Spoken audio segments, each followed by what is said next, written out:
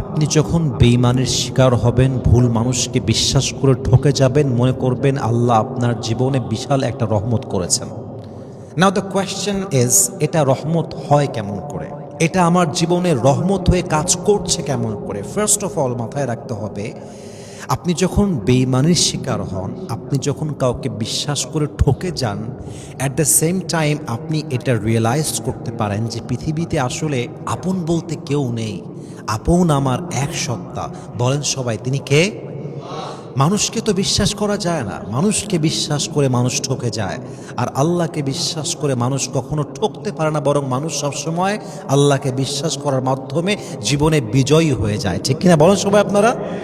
এই জন্য মাঝে মাঝে বিশ্বাসঘাতকতার শিকার হওয়ার পরেই কিন্তু আপনি আল্লাহর প্রিয় বান্দা হয়ে ওঠেন, আপনি আল্লাহর কাছে চলে যান, আপনি আল্লাহকে চিনতে পারেন।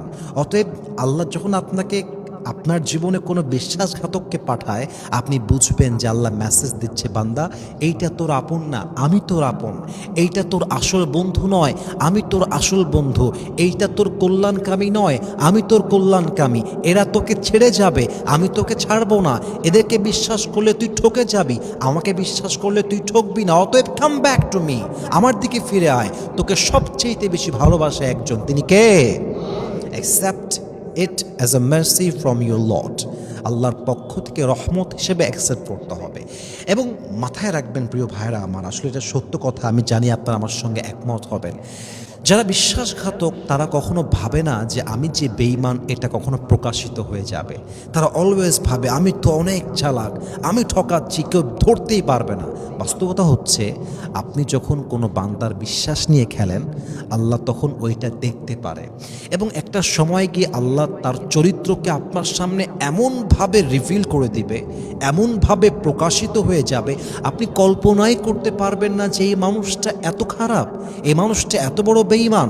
বরং আল্লাহ তাআলা এই সিচুয়েশনের মাধ্যমে শেখাতে চায় যে বান্দা, যত বিশ্বাস করবি মানুষকে তত ঠকে যাবি, আমাকে যত বিশ্বাস করবি তত বেশি তুই তোর জীবনে জিতে যাবি। কথা ঠিক আছে কিনা বলেন আপনারা সবাই? এই জন্য প্রিয় ভাইয়েরা আমার, মেহেরবানি করে ঠকে গেলে কমপ্লেইন করবেন না, বরং এটাকে আল্লাহর রহমত হিসেবে অ্যাকসেপ্ট করবেন। আসুন একটা ছোট্ট কবিতা শোনাই, যেটা আল্লামা ইকবাল রহমতুল্লাহি আলাইহি লিখেছেন। খুব মারাত্মক একটা কবিতা। উনি লিখেছেন, ওয়াক্ত বুরা থা গুজর গয়া খামোশি সে, মगर जो अपने थे वो उतर गए दिल से। बुरे वक्त में जो साथ ना दे सके उनकी रोशनी भी अब झूठे लगे।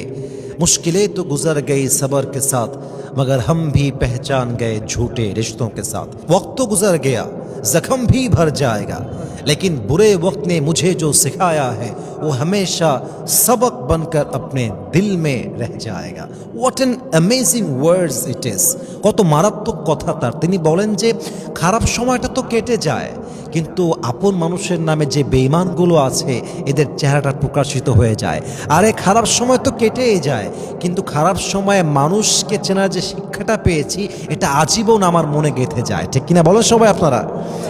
আপনার জীবনে বেঈমান এসেছে আপনাকে আল্লাহর কাছে নেওয়ার জন্য, আপনার জীবনে বেঈমান এসেছে আপনাকে আল্লাহর বন্ধু বানাবার জন্য।